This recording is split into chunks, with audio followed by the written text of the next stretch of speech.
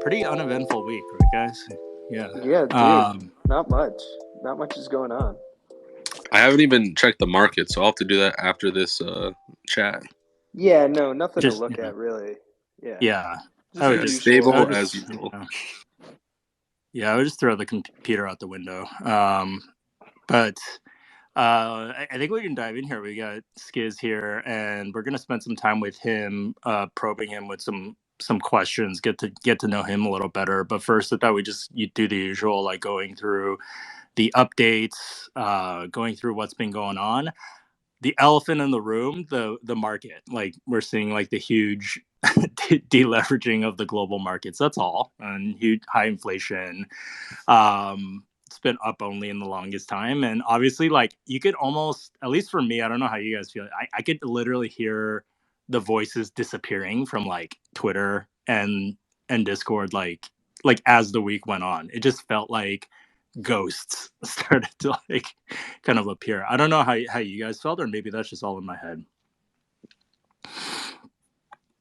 I don't know. I mean, I've still been around, but I gotta say, it is hard to like focus on your favorite NFT project when you're just like watching red candle after red candle every day.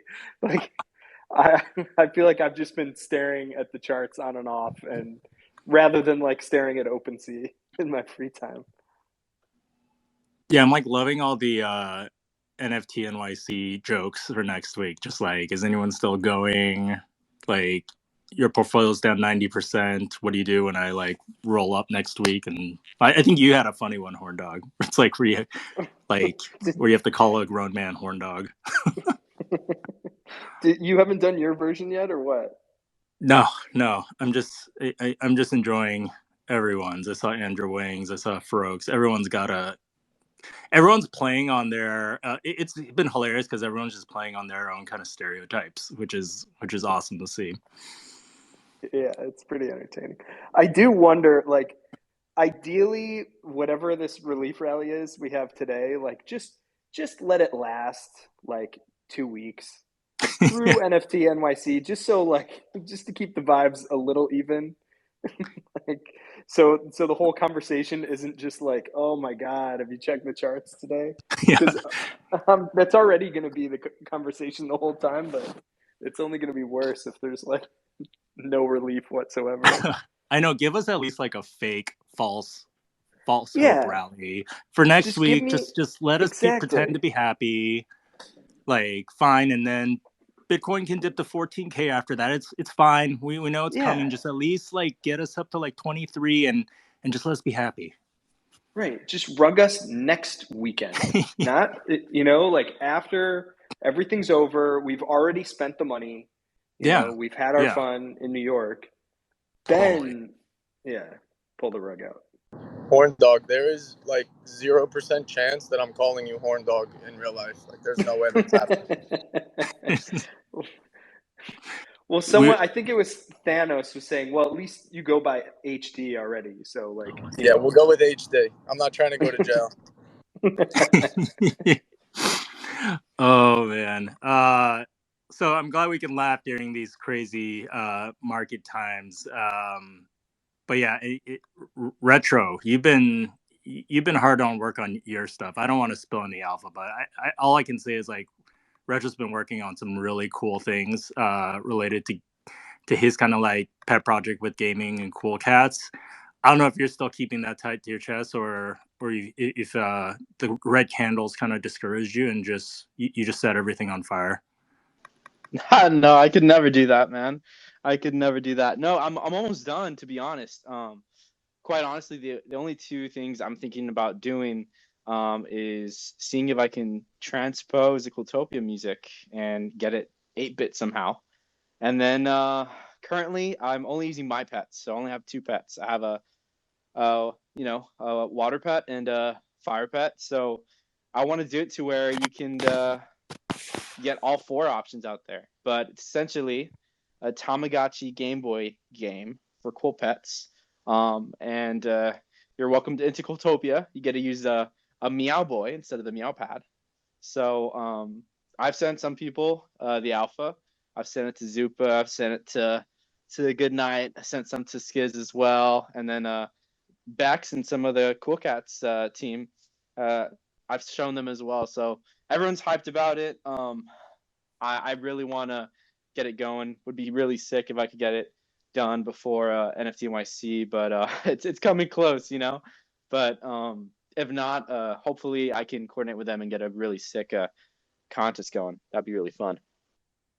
Yeah, it was insane what you showed me. Like it brought me back like memories of just like playing Pokemon on the Game Boy for like the first time. I was like, this is legit. This is really awesome.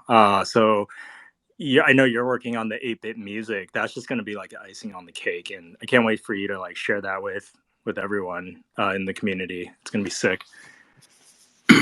Yeah, for sure.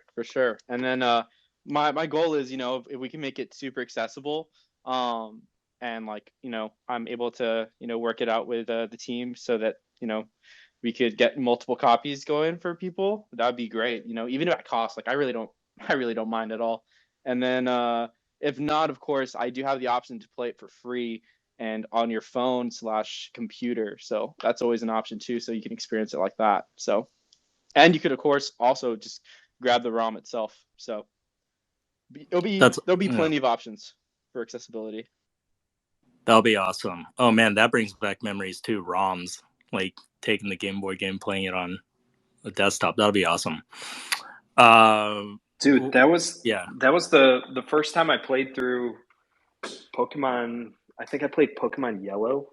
I played it on an emulator on my desktop. That's some old school stuff. Yeah, that's good memories. I miss those days. What else is going on? We got Milk, which went from a 2x to 1x in the past 24 hours. So that's good. I hope everyone was able to claim their Milk. I tried to do it. I think I did it literally at the last few hours there. Milk is up, well, what, 11% today, but again, like every crypto is like in the trash right now. So it's like a week of consecutive red candles, and then at least Milk is seeing some relief. But that's kind of where we're at. Did you guys have a chance to claim your 2x Milk? I did. I claimed mine last night. I thought it was running up last night, so I did it at like, I don't know, 11 p.m. But I hope everybody took advantage of it.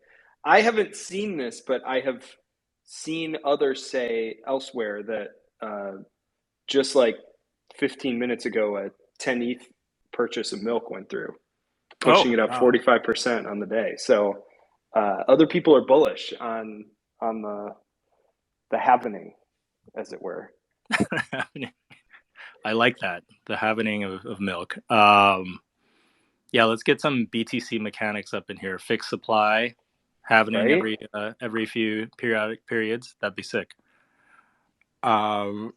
So that's Milk. And NFT NYC. I feel like every week we just keep getting more stuff. So let me know if I missed anything, but I feel like the big things that we've seen this week so far ahead of next week have been that like virtual walkthrough of the event, which kind of felt like I was like watching like a real estate video, like one of those like virtual, like look at all the rooms in the house.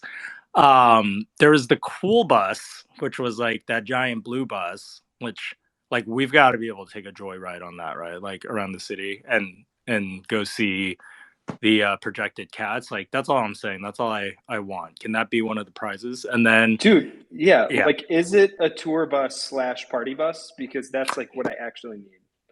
Yeah, I was like, it looked like, was it on like a moving van to like set things up for the event? But then part of me thought I saw like a top level of seating, like almost like a London style bus, but I might just be like manifesting this in my dreams. I could think that's what was going on there. Could you all imagine if there's tickets for the Cool Cat party bus added to Cooltopia shop? That's gonna for sure sell out. Everyone's gonna have fun with that. That would be sick. That'd be totally sick. That's a good idea. There we are with the milk mechanics again. What were your guys' thoughts on the video of the event? I know, like, I think Psyduck lost his mind when he saw a giant sculpted version of his cat. I loved it. I was so hyped. I immediately sent it to my girlfriend, and I was like, "This is gonna be so freaking awesome!" And like, there's just so much world building into it, you know. And I can't wait to take a bunch of photos with my friends, and even the part where you get to like take a picture with your cat. I'm like trying to figure out where that is exactly. I think it's like in front of the houses and stuff, but that's gonna be so sick. Like to pose with your cat. I love that they did something similar with Doodles at South by Southwest. So big fan. I think the world building and all the assets they have now, they can use that, and can't wait to see where it goes. Yeah, I I think. think it looks dope, Oh, go man. ahead. I'm Go ahead, like, Orna. yeah, I'm pumped. And there's a milk bar. I mean, come on. Like, what's not to like? I'm trying to figure out too, like, all the wristbands and like the whatever kind of game, like, how much is it going to be? Like, I'm just getting real like theme park vibes. You know what I mean? Which is fun. Which is a lot of fun. I'm getting like arcade vibes where I play games and get Yeah. tickets and then go redeem the tickets for something that probably costs less than the entry of play, but at least like this is a free event, so Yeah, for anything's sure. icing on the cake. Uh, yeah, I think there were like there looks like there's like a number of kind of physical events going on. At least at least the rug is lava thing where it's like don't touch the lava. So I'm curious how that's all going to play out. How they're going to calculate these things and yeah, work this like you got this many points or this much milk to redeem snacks and prizes for what it seems like. So that's gonna be crazy. I don't know who's. I'm curious who's manning the event. I know I see Kevin in the audience, but I'm just like I can't imagine whoever's working this event for like 3 days straight. It's like it just sounds exhausting. So hats off to whoever's like there the whole time. Uh, yeah. Anything else on NFT NYC that you guys saw? I think there was also that cool pet hatching egg, which looked really like almost like a Disney animatronic thing. That's what That I'm saying though. Like I'm just getting theme park vibes from the whole yeah, thing. Like you could imagine this being its own like whatever building in Disney or Universal or whatever. But already that's what I have in my head. And I do love the wristband thing. I think is going to be dope. I'm sure that is maybe technology that um, other parks or places like this have used in the past, but I haven't really seen anything like that where you'll have that, you'll go around like, hit your for sure. missions, acquire your points or whatever, and then come out the other end. That's really cool. I'm just mad I'm not going day one because I got to be able to rock the Blue Cat wristband to the rest Oh of yeah, my NFT NYC events. for sure. Yeah, part of me hopes that like I know that like Tom joked about sending Psyduck the giant sculpture, but I think to your point with the theme park, it'd be awesome if they kind of took all these fixtures and games and like continued to build on it and went like on a tour, like to different cities, different countries even, and kind of set up the Cooltopia experience. And it just continued to build out more and more as a theme park. NFT NYC had 3 games, but now we're up to 5 games in, Singapore or Hong Kong. We're up to, um, you know, 8 games in an LA warehouse. That'd be insane in my mind. That's kind of what I would wish for. Could you imagine like region exclusives too? That would be so really like so interesting too, because you could like really immerse people into it, and Oh get yeah. them.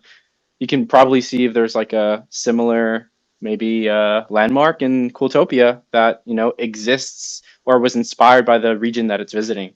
Be really cool. I think that's a great idea. I think that coupled with all those photos everyone's done of like the cities and like who's a cat holder in what city just like makes me so like encourages me as a holder so much, just like how global like the cool cats holder community is. And it's like that would be insane. It's almost like a blueprint already for the cool cats team to see where kind of the community is the strongest and biggest and how to lean into that, to be like, look at Hong Kong, it's crazy, look at that following, how do we do something regionally specific for that? So I think that's a great idea, Retro. All right. Any other updates from the week for you guys? It's been a crazy week. It's like, aside from NFT NYC and like those updates, like I'm pretty sure everyone's just been focused on the crazy market. And I don't know how long, like, you know, I was here in like 2017 and 18 too. So like, and you know, we lived through that whole like bear market piece. It could be a long haul too, but it's at least like this time around, I feel like we all have like people to sulk with. Like there's a legit NFT Twitter community. There's like you know, we kind of all share the misery of the market together. So I'm looking for the milk glass half full kind of approach to this. And with that, yeah, what are your thoughts? Yeah, I mean, you know, we can move on, but it really has. It's like I was saying earlier. I feel like I've just been staring at red candles for like, you know, 10 days straight, and and after like even this time last week when we were talking, right?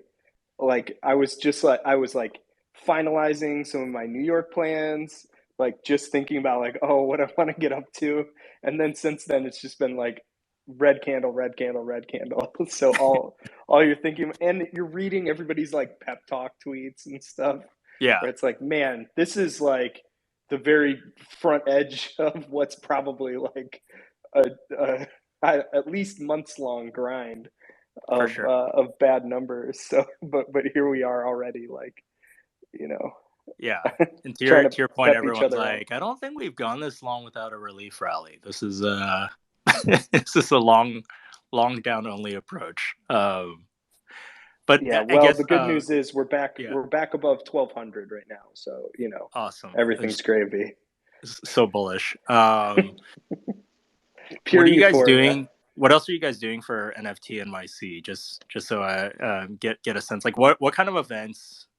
Like what other kind of stepping out of the cool cat space? But what other NFT projects or communities have kind of like been interesting to look at from a in real life experience perspective for you folks that you guys are kind of excited about?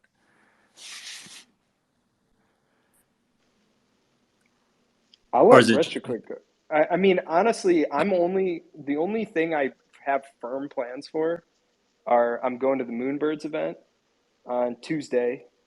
I'm going to Cooltopia to check it out on Wednesday, and then I'm going to the Cats event on Thursday. And I'm kind of keeping my options open. I have I have a ticket to the, what is it, 10 KFT or whatever, the Beeple project, but that's also Thursday night. So, and it's in like Brooklyn, so I'm probably not going to that. So I'm kind of just like going with the flow.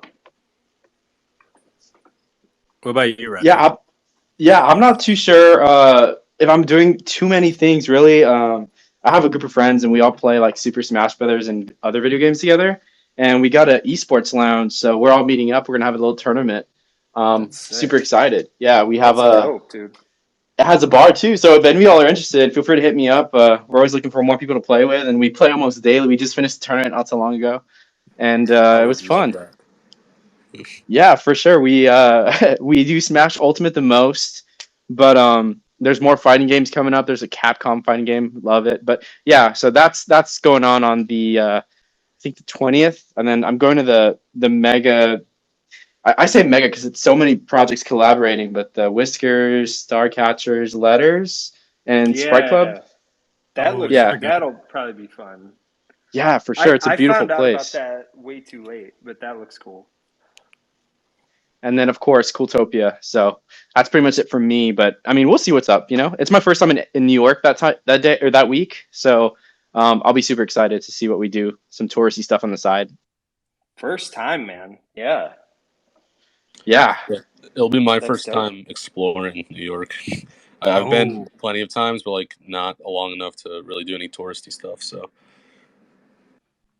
are you Skiz? Are you going to anything else NFT related there, or are you kind of? Yeah, I don't have a ton of plans, but I plan on checking out the Stardust Lounge. Stardust is a NFT tech company for games. We don't use them, but they have really cool stuff, and I think they're leading the charge on making tech easy for game developers to adopt for blockchain. So they had a really cool setup at GDC, Game Developers Conference, and they're doing some sort of art gallery in New York. That's awesome. That's awesome. Yeah, for me, I'm mainly going to be focused on Cooltopia, the Cats event, but then I also probably going to spend a good amount at the World of Women event. They've kind of got like a rooftop party going on I think Tuesday or Wednesday, I forget. But then they've got like some interesting events. They've got like a Madonna party for like. Yeah, I was gonna say. Yeah, is she performing?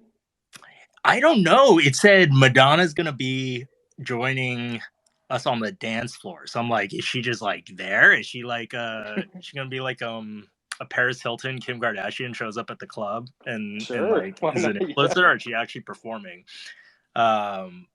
But I thought that would be interesting. I always find the World of Women community really inspiring too, for like a lot of the in real life events thing. They always seem to have a good vibe and seem to be really leaning into the real life kind of hangouts and meeting of the community. So we'll see what they do. And I'm more just interested in kind of like inspiration there. Just like, hey, what do they do that's cool that Cool Cats could or should be doing too?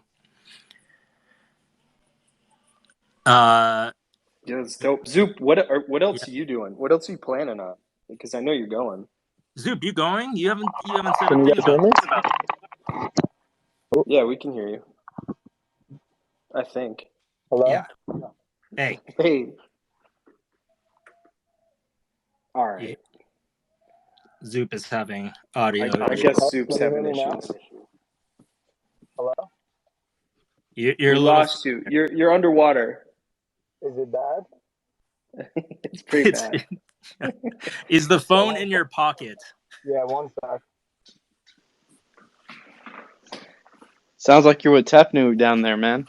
All right, is that better? He's already. Don't rock the boat. Is that better? Yeah, that's better. That's normal. Yeah, So, you're good. I'm just going to Cooltopia. I'm going to the Azuki party, but I'm mainly just going to hang out with a bunch of DJs. That's the main goal. There's gonna be the events and stuff are all fun, but they don't usually last too long. So there's a lot of free time. So yeah, I'm gonna try to hang out with as many people as possible and meet some new people too. Yeah, dope. I still think the biggest problem, like next year, I don't know who I need to start the petition with, but it just needs to be organized around a weekend. Just do it like Consensus does it, like Thursday, Friday, Saturday, Sunday. It shouldn't be that hard. Yeah, for sure. It's like the middle of the week. I'm trying to like halfway work through, like I know it's going to be one of those weeks where you're like, dipping out early or whatever, but I can't just like take the full week off just to do it. And yeah, that's the only annoying part. Because I know I'm going to like be out all night and then be like, oh yeah, let's get brunch tomorrow or whatever. It's just like, what the hell, man? Why is it Tuesday? I think it's trying to posture itself as like a professional conference, and normally those are during the work week, so you fly out your employees, but it's obviously mostly a community thing, so it is kind of weird. Yeah, I think they just got to like figure that part of it out, because I don't even know, like, no offense to the conference either, but I haven't talked to a single person who's like, I am going to the conference events. That's because nobody's going. I know like a really good chunk of Cool Cats, the company is gonna be there, and I don't know anybody in our company who has a conference pass. So if that tells you anything. Right. And you'd think like that's the target audience, right? Like or maybe like interested investors and stuff like that, I guess. But for sure. Yeah. I will say at GDC Game Developers Conference, I was there the whole week, and my entire week I spent in the hotels adjacent to the convention center in meetings around it. and it seemed like most people that are doing, like, I don't want to say real business, but most people like having those kinds of conversations as far as business connections or partnerships or things like that happen outside the center, and like the center is more for the students slash people exhibiting slash like selling products and stuff. So I think it might be a common thing just at conferences of this nature in general, but I don't even know what NFT NYC as a conference is. I don't know if they have talks or something, but it definitely doesn't advertise well. For sure. Hoping, I think the weekend turnout would be much greater if the projects did that, but it is what it is. But yeah, I'm with you, Horndog. I'm going to be kind of like multitasking between in real life work and like trying to enjoy my week too. But so let's dive into it. We got Skiz on the stage. So for those that are unfamiliar, Mylan, also known as Skiz.eth, is the Cool Cats gaming director. He's been with the team since I want to say I believe December, January timeframe, and Skiz can clarify kind of his timing and role and how he got into it. But his focus has been on more specifically Coolverse, which is the Unity based kind of world, the game, which is not necessarily the Cooltopia that we know today, the blockchain game that when you go to CoolCatsNFT.com and hatch your pets, that's something separate. That's run more by Tom and Link. So Skiz has been hard at work in terms of building out Coolverse with his team, and I think a lot of what we heard as a related to like a few weeks ago with the founders town hall, where they said they're going to be building out the IP with new characters and things like that. They did mention that kind of all these characters would eventually flow into the Coolverse. So that seems to be kind of the main universe and the home of where we'll kind of be interacting in the future. So thanks for joining us, Skiz. We thought we'd have you on. I'll probably ask a handful of questions. Anyone else on stage can ask questions too. But maybe just like, we'll try not to squeeze you too hard for alpha. Maybe we'll squeeze you for a little. But I think this is more just for the community to get to know you better. And maybe we start by, can you tell us a little bit just about your background, how you got into the gaming world, and yeah, how you eventually got into Cool Cats. Yeah, definitely. Also, I just moved into a different room, so please tell me if the reception is bad or if there's any audio issues. The other room had a bunch of noise in it, but Sure thing. Yeah, so I started at Cool Cats. I think January 4th was my official start date, but I started talking to them in late November and through December. And at the time, I was working at Microsoft and fundraising for my own NFT metaverse style project.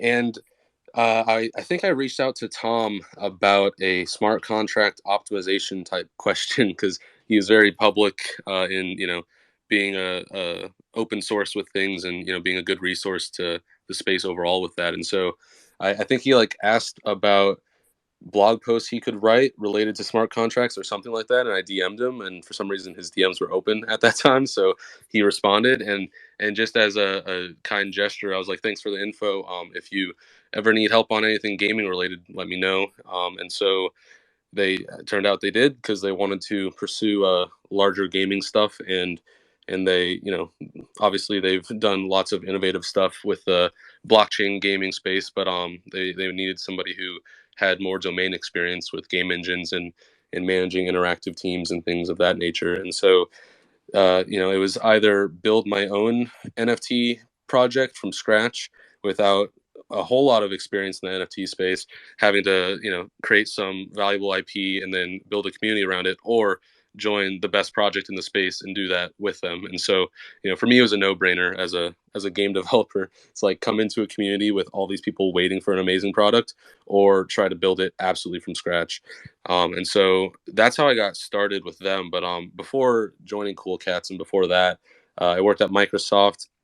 Before Microsoft, I was at a interactive company doing all sorts of AR VR stuff. So like VR motion rides for amusement parks. I did a VR game for Royal Caribbean, the cruise line. We did like their VR pirate multiplayer game. So basically just kind of all over the interactive space.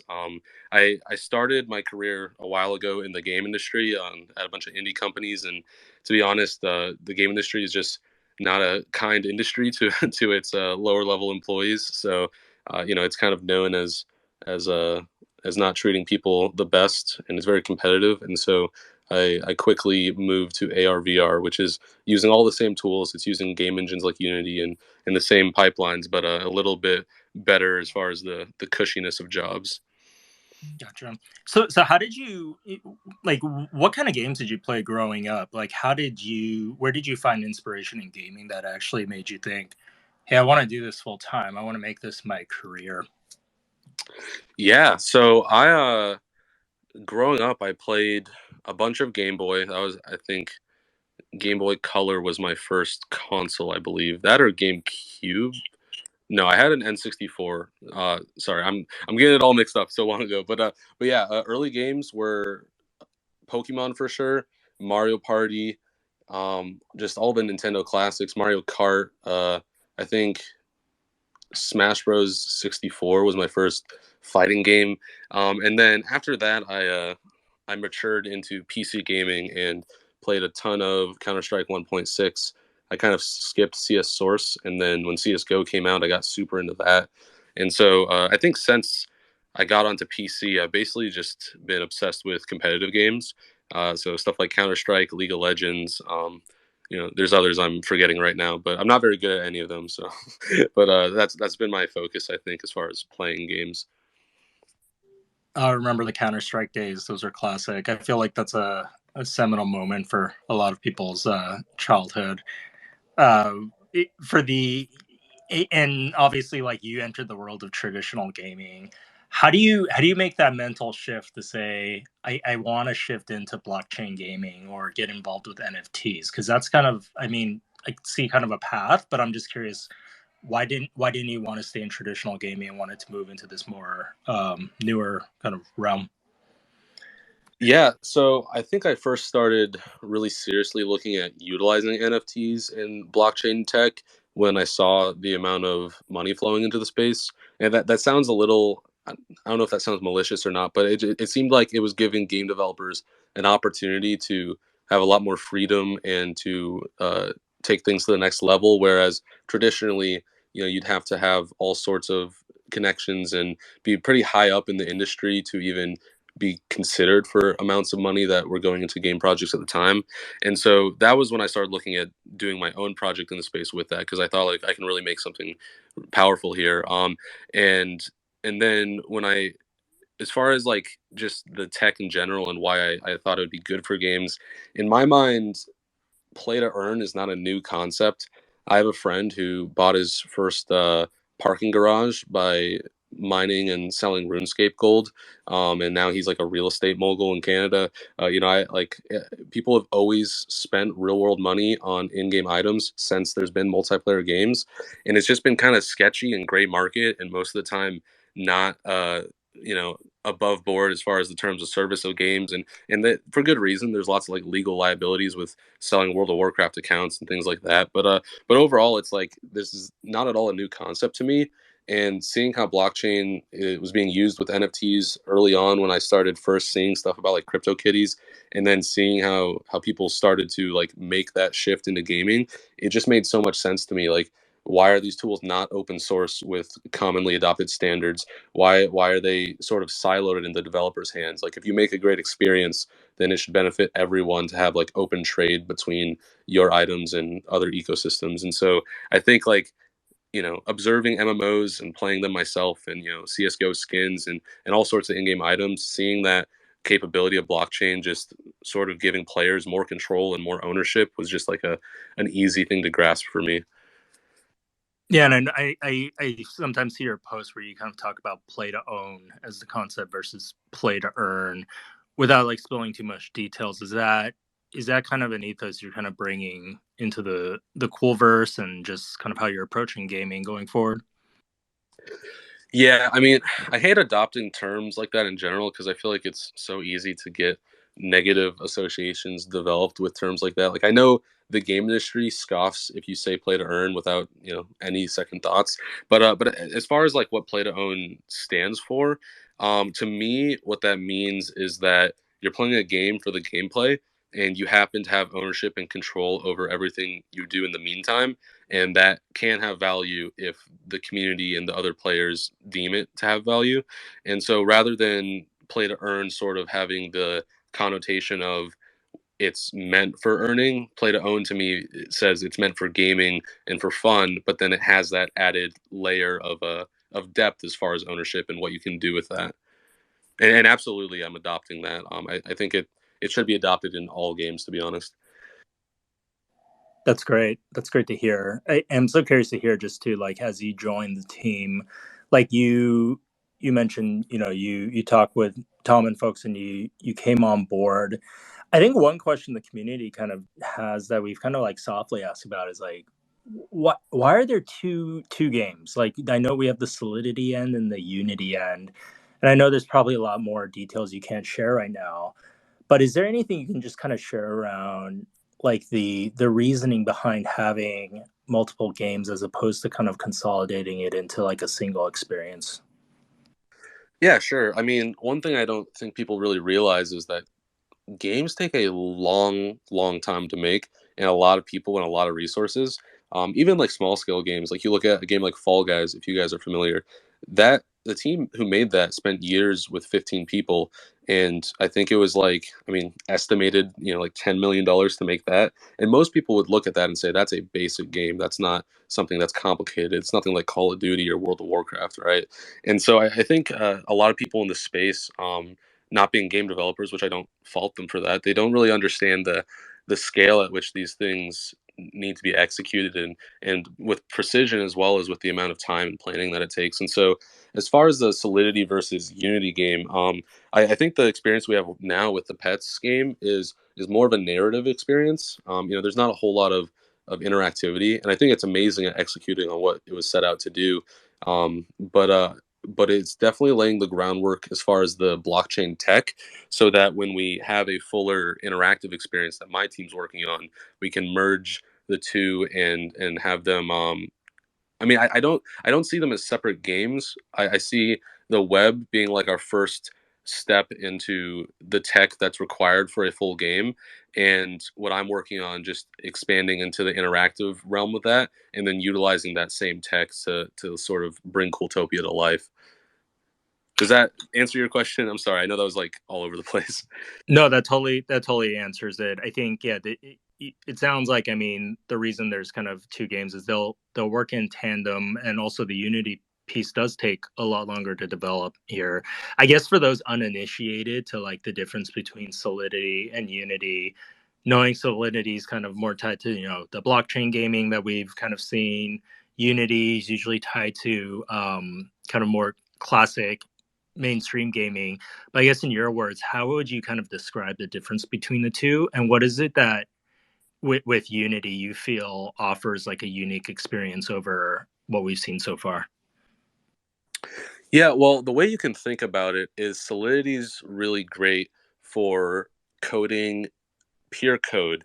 And so if you ever played the super old school games like Zork where they're text based or things like that, Solidity is pure code, and it's code that's specifically meant to run on the blockchain. So it has a specific perspective you have to approach things with for blockchain technology. And Unity is not just a code framework, it's actually an entire software tool that lets you create 3D rendering, that lets you do special effects, that lets you capture player inputs and move the character around when you press the arrow keys. It lets you make networking and make things multiplayer. It lets you do a massive plethora of things similar to Unreal Engine, and it's one of the main tools that game developers will use, whether it be that or Unreal Engine or CryEngine or other. The game engine is actually like the backbone for making any game, whereas Solidity is more of a framework that you would build alongside the game so that they work together to tie blockchain and then the gaming end of things into one. Gotcha. That's a helpful explanation. In relation to the Unity Coolverse experience you've been building, how have you been describing that? Like, what would be your alpha free description of like what Coolverse is? Sure. So, I mean, one thing I also want to say is Coolverse is a code name, just to differentiate from the current Cooltopia. But yeah, so just know that that's probably not our final name there. But I think if I were to give like a one-liner without giving away alpha, I think our first step into Coolverse will be um, our take on something like Second Life. More modern, of course, not with some of the tropes that Second Life comes with, but basically trying to make a place that connects people through a number of different experiences, and it will be what we use to expand upon into a full game with a full game loop and lots of gaming mechanics. And so our first entry with Coolverse will be more of a social experience, but it will have plenty of gameplay in these contained environments that are meant to facilitate connection between our community. And with this experience, like, or even just the future of Cool Cats gaming, in your mind, what's really the total addressable market and the target demographic for Coolverse, codename Coolverse, or even the upcoming games? Because today I think it's Cooltopia is kind of limited to like you have to own the NFT as it relates to a cool pet or a cool cat. Honestly, it's really a cool pet to actually take part in the game as opposed to just accumulate milk. But in the future, do we anticipate like a easier entry point for individuals that don't have to buy an NFT potentially? Yeah, absolutely. We want to. I mean, as far as the addressable market, I think it's akin to Nintendo's addressable market. As far as the type of experience we're providing, and I think everyone can sort of recognize that we fall in line with that. We're extremely family friendly. The type of gameplay we want to make, it's not highly competitive. You're not going to have some crazy in-depth MOBA or tactical FPS. But how we're sort of approaching it is, one, we want to be accessible to as many people as possible, and obviously that means that you can't have a limited NFT as a barrier to entry. And then alongside that, we want to create experiences to address as many different types of gamers as possible. And so our first experiences will be limited, or providing that gameplay to certain types of gamers, but there's plenty of different gamer profiles out there, and we want to try to appeal to all of them. And as we expand Cooltopia, the goal is that we're providing more experiences that cater to more types of gamers, and that we can bring everyone together. And I know that sounds all grandiose, but I think, without going into too much detail, that's how I would describe it. I think that's really helpful. Oh yeah, go ahead.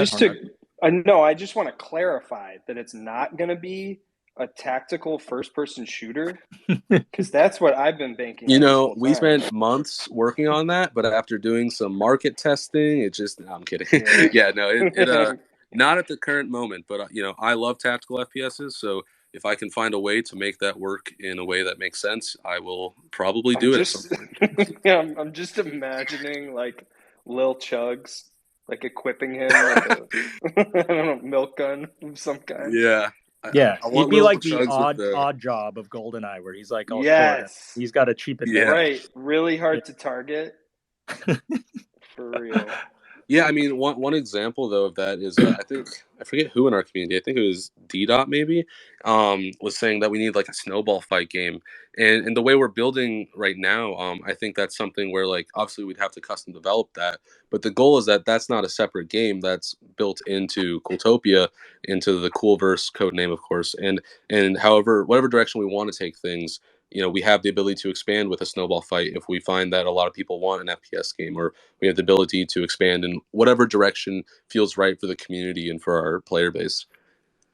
And then, like, if I'm in my head, and again, I know we're trying not to drop alpha or whatever, but right, like, if you have some environment where you can take your avatar, go walk around, interact with people, whatever, and then like, oh, maybe I walk over off screen and it loads into the snowball fight zone or whatever. Is that how you're conceiving of it? Or would you think it would be more like, I don't know, just some of this functionality is built in and I can be in the streets of Cooltopia throwing snowballs at people?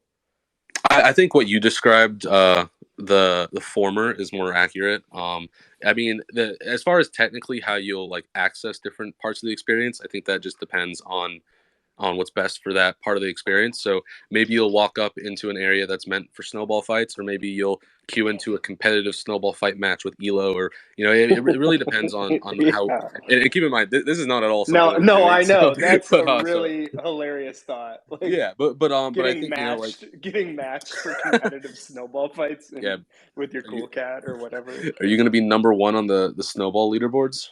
Dude, it could get intense, I honestly. agree. Man, I can't make that because I'll be too obsessed with it. I won't have time to work. But but I think that you're thinking about it the right way in that it's a world that will have different experiences laid out in different places, depending on how we see fit.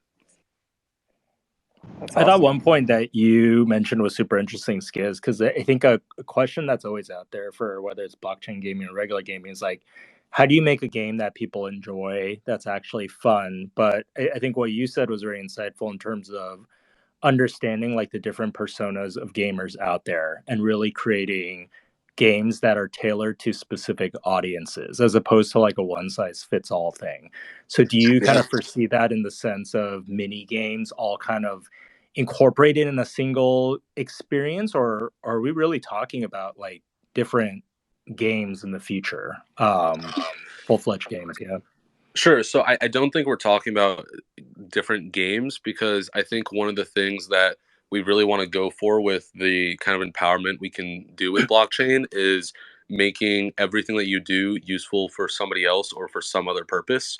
And so as far as how we might expand to offer or experiences different personas, like the snowball example, I think that would be something that we add into the world, and it might not necessarily relate to any other part of the experience, but maybe you can use some fancy materials to craft a snowball machine and you have better snowball. I don't know, this is again just completely making stuff up, but the idea is that as we have different personas being able to do their preferred type of gameplay, they're all sort of serving each other. And that's where you have things like a player economy and the trading of NFTs and crypto really become powerful in a way that you can see in games like World of Warcraft or RuneScape, where I might be a PvPer and I have buddies in my guild that specifically do all the dungeon raids because they provide the PvPers with what they need, and then the PvPers win X resource and give it back to the dungeon guys. You can see how those sorts of things can play out. Gotcha. I feel like Horndog and I are bought into this snowball. Just build a snowball FPS thing. Like we're ready for that. So, but yeah, Retro. Dude, I'm all in. Retro, what? Game Boy Master Retro. You got your hand up. Yo, can y'all hear me? I'm in my car right now. Okay, cool. So real quickly, I just kind of wanted to see if maybe we can get a little bit more details on this, because I know that you're kind of assembling like a superstar team as far as game developers and stuff go, right? So as a game, as the head of the game development, what do you expect, and what are some things that people on your team have done / you expect them to do? Maybe this is kind of like a show off your team type of question, but I'm really excited to hear this. And if it's too much, feel free to totally disregard. But as an aspiring young game developer, I figured I'd ask. Yeah, absolutely. So one thing I want to start with this is saying that these people are not going to be revealed, and they don't want to be. I made a post a little bit ago about how it was really cool hearing some of the thoughts hiring somebody at one point, and then there were all these people asking when are we going to meet them and prove it or things like that. And so I just want to say like these guys don't even have Twitter. They're game developers, not social media stars, and so please respect that about them. We have a team of like 40 plus people, and we can't dox everyone. It would be a waste of time. But yeah, with that being said, one of the guys that I mentioned, he was leading I think it was a 30-person team on Madden. So if you're familiar with that small franchise, and he was a technical lead, so he has a lot of engineering experience and a lot of those production project management skills. Another guy was building out the networking layer for Microsoft Mesh, which is their like metaverse platform. So he previously worked on Altspace and other Microsoft products and is a whiz at the low level networking stuff that I can just, it's definitely above my pay grade.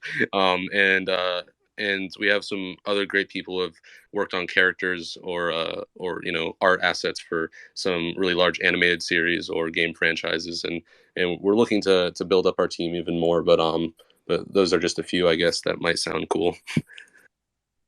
I think I'm in shock. You have a team of 40 people. That's. Let me clarify. That's not my team. That's the whole company. Gotcha. 40 plus. Okay. I don't actually know what it's at now, so I just say 40 plus. But my team is about. We're looking at being about 10 soon, and we are currently working with some partners as far as co-development for art assets specifically. Because I'll be honest, I'm not an art director as far as game goes, and 3D art and animation is a beast of its own. And this might be getting into questions that maybe you might not be able to answer in big detail, but I think we're just so curious around like the characters of Cooltopia, Blue Cat, what adventures we're talking about. And we know that folks like Link have been folks have been working on kind of the lore of aspect of things.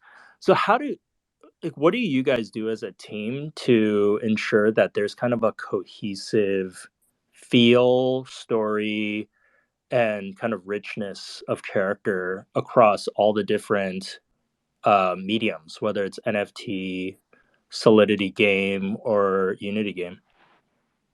We have a massive Google Drive folder, thanks to Link, of more pages than I have time to read of backstory and narrative and character personas and all sorts of stuff. And I've gone through a lot of it, but generally I hop on a meeting with Link when we have creative work or clarity needed on, like, we'll normally have a game mechanic that we come to him with and say, how does this fit best into the world? Here's ideas that we have. And then he'll say, oh, well, this part of the map or this character is like really fits into this aspect of things. And then we use that kind of back and forth communication to make sure the game world is coming to life as we think it should.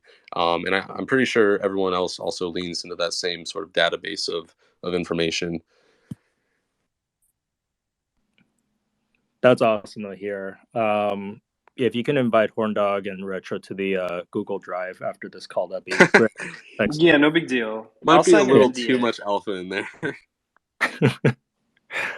That's awesome. And I guess now that you've been with Cool Cats since January to June, like you've come in at such an interesting time, right? Like, and obviously the company's like almost a year old, but so much has happened from January to June in terms of markets, in terms of games, in terms of game delays and things like that. Can you just share with us kind of like what are some insights like you've learned along the way about the Cool Cats brand and community and just the outlook on the future there? Yeah, I mean, first of all, this community is strong as hell. Excuse my French. It's incredible how passionate and how motivated everyone is to both pump each other up, pump the project up, and not in terms of floor price, but just like genuine care for what's going on, and also being critical and being very blunt or forthright when they need to be. And I'm really thankful for that. Honestly, working in games or even other sort of adjacent products, you see that people will try something, and if they don't like it, sometimes they give really bad feedback. Sometimes they don't give feedback at all, and they just leave. And you don't see that in our community. And obviously that's because we have holders who want what's best for the project and what's best for each other. And so it's really incredible to see the just how strong the community is in general and how they support us and each other. I honestly was astonished. I mean, I knew that was the case in NFTs overall, that we have really strong communities, but I've been blown away by the kind of work you guys do. I mean, just like good night, the fact that we're on a stage right now, like that's not something that I've seen in other games, so, or in other projects of any sort in general. We love the cats. Retro, you got your hand up again. What's up? Yeah, so I just wanted to ask one last question before I head off to listening, but this is a little bit more of a gamer question, and I guess it also tackles a little bit of game development. But I wanted to know, Skiz, what's the most interesting / your favorite game mechanic you've come across in any game? And then also, what's your favorite game IP like in history? Yeah, well, those are easy questions. Let me think. Well, I love the mechanic of portals in Portal. I don't know if that's a cliche answer or not, but I played a lot of Splitgate as well. It's just it's such a unique thing that, like, for its time was, I mean, I think it blew everyone away. But I was really keen to see how Splitgate expanded on the portal mechanic in an FPS setting, and I think that's just like really novel, for lack of a better word. And then my favorite game IP of all time. That is hard. I want to say Counter Strike, but it's not as much of an IP as it is just a game. Like, I don't have affinity for the counter terrorists in Counter Strike, right? I guess I admire League of Legends above pretty much anything. It's incredible how Riot has built such an amazing franchise in basically every direction with League of Legends. They have a card game, they have their main League of Legends game, they have the best animated series I've ever seen on Netflix. They have, they're coming out with board games. Like, I think if we were to look to any IP in recent gaming, that is absolutely takes the cake for that one. Dude, why does Arcane go so hard? I Honestly, don't know. I'm not even a huge anime watcher, but that show is wild. It is really good. Yeah, I mean, Goated for sure.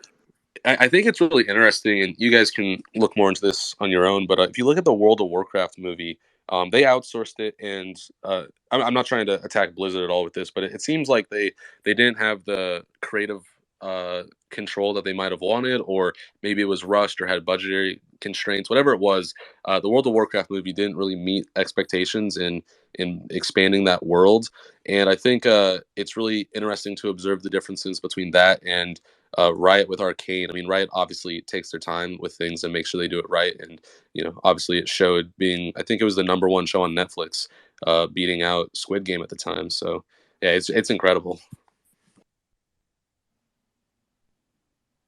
That's awesome to hear. I think Retro, yeah, I had a similar question just along those lines of kind of where do you see inspiration in the space today? So thanks for sharing that, Skiz. Are there any, I guess I know we're trying to get away the terms of like play to earn and like play to own, things like that, but are there any other projects that you see out there that are venturing into that blockchain gaming space that you think are either doing well or that are have interesting concepts, maybe not execution quite yet. But I'm just curious what you've seen in the NFT blockchain space that has at least caught your interest. Yeah, well, I have to shout out Mythical Games. They're out of where I'm from, Seattle, and they just seem to do everything right, in my opinion. I'm not like a big target demographic for Blancos, but I mean, they're doing work across a number of projects from what I understand, and I think they just really get it. They've made it accessible, but also still integrating blockchain in a novel way.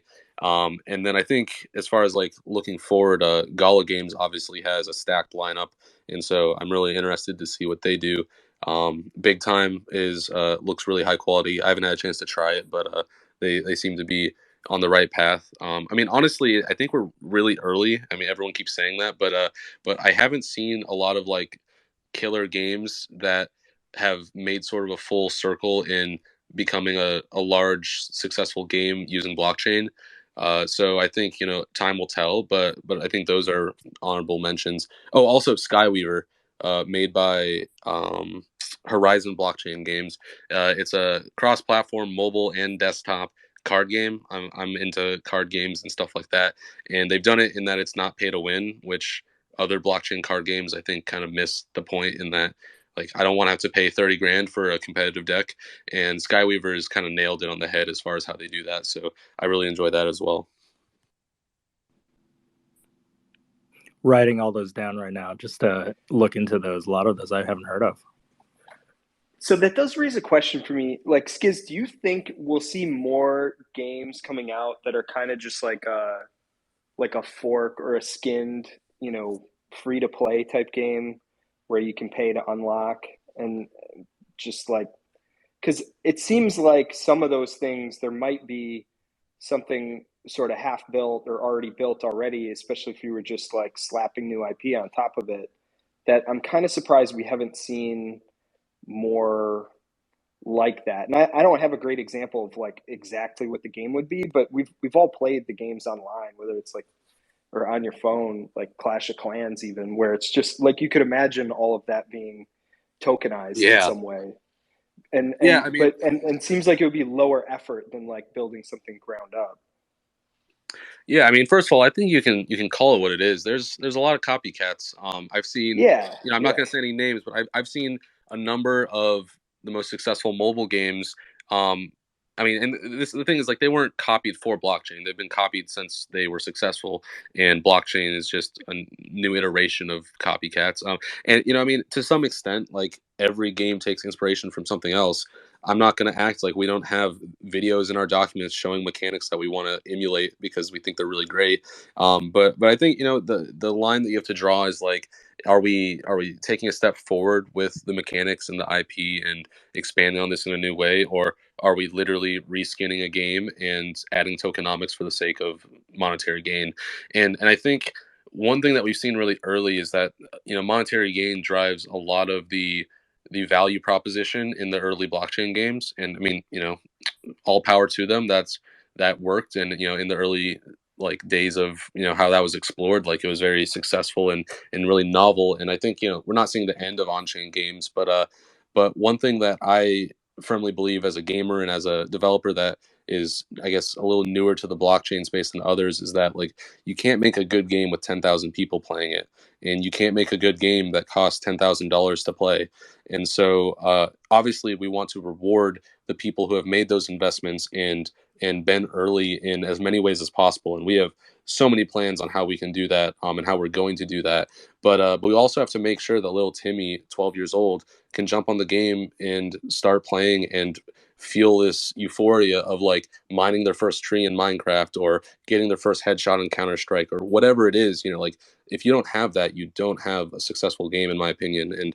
And maybe I'm just being an old head thinking back to my first time playing different games, but I feel like like my favorite games have millions of players, and that's for a reason, right?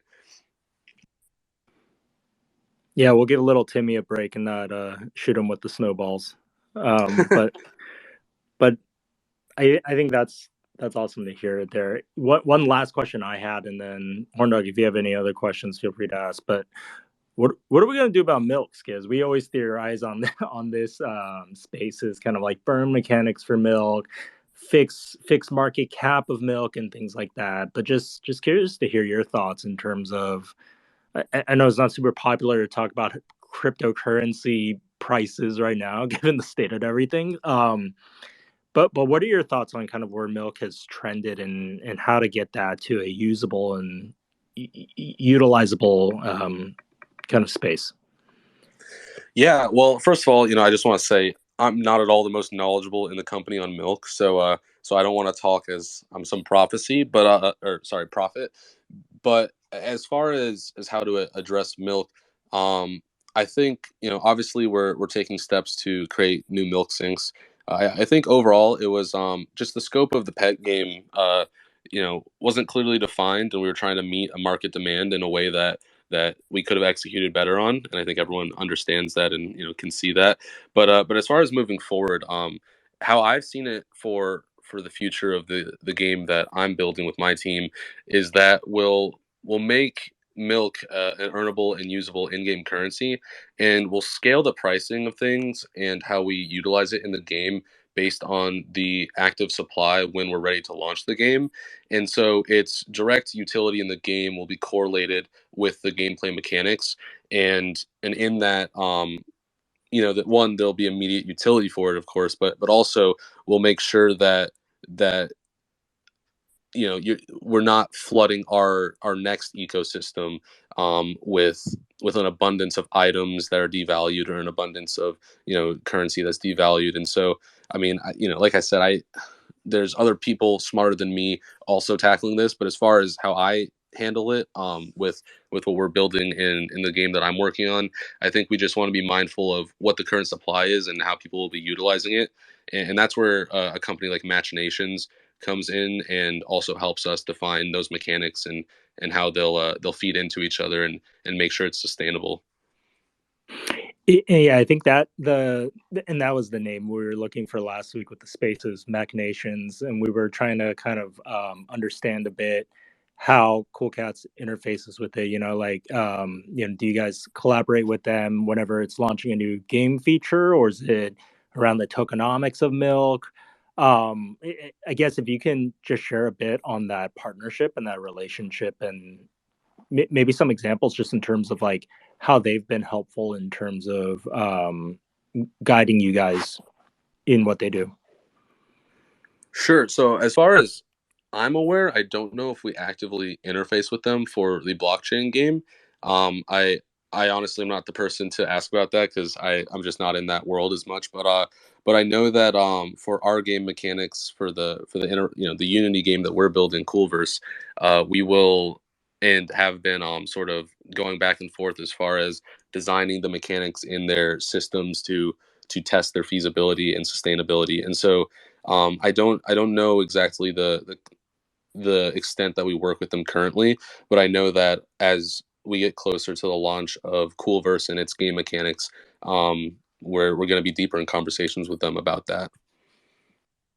And just so we're clear on kind of what Machinations does, without giving any specific examples, are they helping in terms of like pricing of items or using Milk, or kind of what is their specialty in terms of what they actually help out with?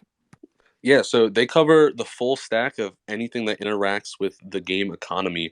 So I can give you examples of not our game, and sort of go from there. So, for example, if we were actually Minecraft's a terrible example. That's what I was going to use, but I'll just make something up. So let's say you have a game where you have fishing and you have PvP with swords and you have mining. You might design it in a way that you can buy swords from a blacksmith for coins as well as craft them for resources that you mine, and maybe you can sell fish that you fish and then go buy a sword, or you can mine the resources and do it yourself. And we might just say abstractly that we want it to take x amount of fish to get to a sword or x amount of time mining to get to a sword, and we want those to be balanced so that one activity in the game is not valued extremely highly over another. And so, in that respect, they will model out the game mechanics around fishing and mining and determine the outputs on, how long it takes to mine a block, how long it takes to smelt that ore, and what the inputs and outputs, like how much coal do we need, how much for smelting the ore, what kind of crafting do you need to do for a fishing rod, and they'll put all this into their really fancy system that models all of this and test every scenario. So let's say no one goes mining and everyone is fishing. What does the economy look like? How much milk, or whatever, milk's a bad example because this isn't Cooltopia, but how much of the, whatever currency they use is going in and out of each of these transactions? And is it balanced? Is the native token staying stable? Are there too many fish on the market? Is there not enough mining? And then we can say, okay, fishing is far more profitable or far more advantageous than mining. So we need to make each fish worth less, or we not worthless, but worth less, or we need to make mining faster, or maybe make the cost of coal lower. And there's all these levers that we can pull, but it's all to balance the gameplay so both the player's experience as well as the economy stays sustainable and there isn't an obvious like winning strategy or meta that becomes mundane. I am so excited for Coolverse now. Oh man. this is so awesome to hear how much thought is going into this game. Horndog, you got anything else, or Zupa? I'm just so hyped. I don't have anything. I don't know what to say. Oh man. Yeah, I think those are our questions, Skiz. Is there anything else you want to leave us with as it relates to kind of Coolverse, or any last words you want to share with us here? I know we saw Coolverse on the roadmap for this year, so I don't know what iteration is coming out later this year. I just know it's on the roadmap, but is there anything you want to tease, anything you want to throw out there to the community here? I didn't prepare any teases, but I guess I'll just leave you guys with I'm really excited. I really, really want to show you guys some stuff. And I promise I will be showing you guys as much as possible as soon as I can. If I could, I would just blast everything out right now, but obviously there's issues with doing something like that. But just know that it is my intention to share as much with you guys, as much as possible. And we've talked about different ways that we can do that further down the line. So once we're more established and it's not as early on, we might do stuff like level design streams, or we might do, like feedback on different items to add to the game or things like that. And so I just want you guys to know that we're definitely taking a Web3 approach, and we want to involve you guys in the process as much as possible once we lay that groundwork. We love to hear that. That's awesome. Yeah, so Skiz, I just want to thank you so much for coming on stage here and sharing with us. We love it whenever folks from the team come on, like Bex, and I think I mentioned in a couple of weeks after NFT NYC, we're going to have Klon on as well too, so that's going to be awesome. And then Sean, the VP community, sorry, I'm clearing my throat. The VP community leader is going to actually reschedule with us. She'll be on in mid-July too, so that'll be really awesome here. So that concludes our spaces for today. I just want to thank everyone for joining, listening in. I know it's a hard time in the market right now. It's, as Horndog says, super depressing to look at all these red candles and things like that. But there's always a silver lining in everything. We're probably here for the long haul in the sense of just like, potentially being in a bear market, to be honest. I don't know the details of, crypto and cycles and things like that. But all I know is that I'm happy to be here with all of you and be able to vibe on these spaces here and interact with all of you on Twitter. So for me, this potential bear market so far is a lot more comforting and optimistic than it was in 2018 for me, at least. So I appreciate everyone joining the spaces. And next week, I don't think we're going to have a space just because I think a ton of us are going to be in just about to NFT. ask. Yeah. That's next week's probably a good week to skip. Yeah. But I will be in New York. So, hit me up in the DMs. I'd love to meet a bunch of cats. It's my intention to. So I'm excited for that. And I think, just capping off our space with Skiz, the thing that I know would get me through a bear market and months of endless grind and red candles is a dope game to play. Throw some snowballs at least. Snowball FPS. We heard it here first. I love it. But yeah, thanks and thanks Horndog and Zupa for co-hosting this and always being awesome here and asking the good questions for Skiz as well too. So I'm excited to meet all of you guys at NFT NYC. I'm excited to meet Horndog. Excited to meet you, Skiz, and everyone else in the spaces here. Hit us up. Like, we're gonna be around. I'm just gonna be hanging in the corner in Coolverse or Cooltopia as much as I can. So just post it up. Yeah. Meet me at the milk bar. Meet him at the milk bar. Milk's on me, boys. Yeah. Yeah, milk. That's right. Milk's all around. I actually think it's on my company, but I'll act like I paid for it. Are we talking? I can't bring this up at the end of the space, but like, are there going to be bags? Are we talking 2%? Are we talking whole? I don't know. I'm just curious to see how the cats handle this. I would imagine it's not bags of milk. I honestly, I don't even have the answers to almost anything about NYC. I am maybe one step ahead of the marketing materials. So I don't even know if I could answer questions, but from what I've seen, it's going to be really awesome. I'm pumped, man. Bring that extra suitcase. Yeah, for real. Oh. All right, folks. Well, thanks again for joining. We'll see you guys in real life next week, and then we'll see you all on the spaces again in 2 weeks with Klon to share all the details about how he brought Cooltopia to life. So thanks again, everyone, and we like the cats. We like the cats. We like the cats. Burn the Thanks, milk. Snowball FPS. Take care, everyone.